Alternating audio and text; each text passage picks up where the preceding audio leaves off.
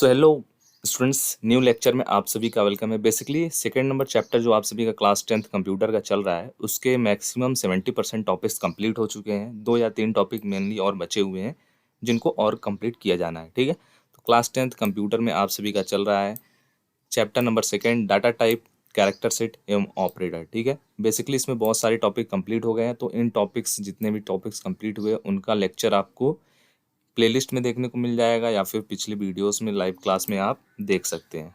ठीक है, so basically आज हम देखने वाले हैं न्यू लेक्चर। सो बेसिकली आज हमारा जो टॉपिक रहने वाला है वो रहने वाला है एक्सप्रेशन के बारे में, कि एक्सप्रेशन होता क्या है, एक्सप्रेशन कितने टाइप्स का होता है। ठीक है, तो बेसिकली उसके लिए हम चलने वाले हैं अपने टॉपिक की तरफ। ये सब जो टॉपिक्स हैं इनका आपको मिल जाएगा लेक्चर प्लेलिस्ट में, तो वहाँ पे जाइए, देखिए और कंप्लीट कर लीजिए अगर आपने नहीं पढ़ा है इसको तो। ठीक है, तो सबसे पहले हम देखेंगे एक्सप्रेशन के बारे में। तो एक्सप्रेशन क्या होता है, तो सी लैंग्वेज में हम कोई भी जो भी तथ्य होता है जिसकी गणना कर सकते हैं वह एक्सप्रेशन कहलाता है। ठीक है, एक्सप्रेशन में हमको क्या होता है, मेन एक्सप्रेशन जो होता है कम से कम एक परिणाम वापस करता है। ठीक है, जैसे 2+5 और इसका जो कैलकुलेशन होगा, इसका जो रिजल्ट होगा वो क्या होगा, 7 होगा। तो यह एक प्रकार का एक्सप्रेशन है। एक्सप्रेशन क्यों है, क्योंकि इसका एक हमको रिजल्ट मिल रहा है।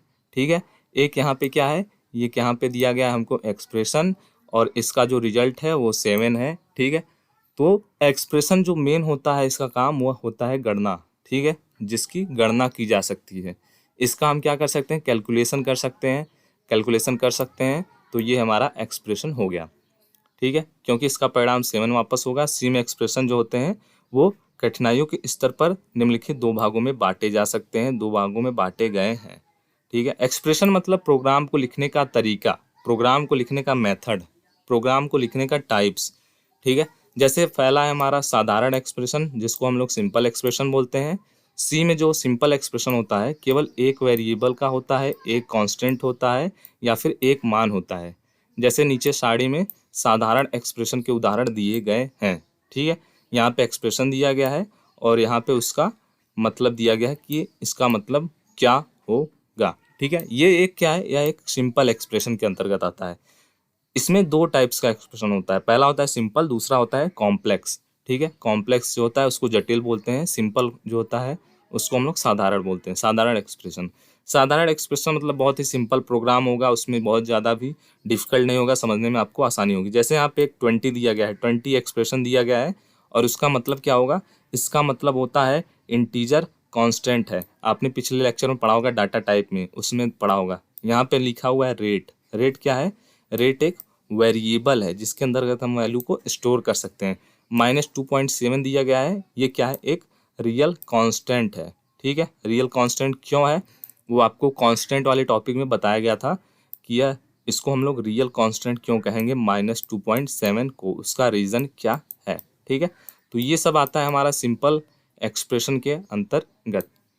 सेकेंड है हमारा जटिल एक्सप्रेशन या फिर हम लोग इसको बोले तो कॉम्प्लेक्स एक्सप्रेशन। तो जो हमारा जटिल एक्सप्रेशन होता है वो सिंपल एक्सप्रेशन का ग्रुप होता है, समूह होता है, जो आपस में ऑपरेटरों द्वारा जुड़े होते हैं। उदाहरण के तौर पर 2+8, इसमें हमारा एक्सप्रेशन क्या क्या है, सिंपल एक्सप्रेशन है 2, दूसरा सिंपल एक्सप्रेशन है 8 और इन दोनों को ऐड किया गया है किसके द्वारा, इन दोनों को ऐड किया गया है प्लस ऑपरेटर, प्लस ऑपरेटर के द्वारा। प्लस हमारा अर्थमेटिक ऑपरेटर में कैलकुलेशन में आता है, तो इन दोनों को ऐड किया गया प्लस ऑपरेटर के द्वारा।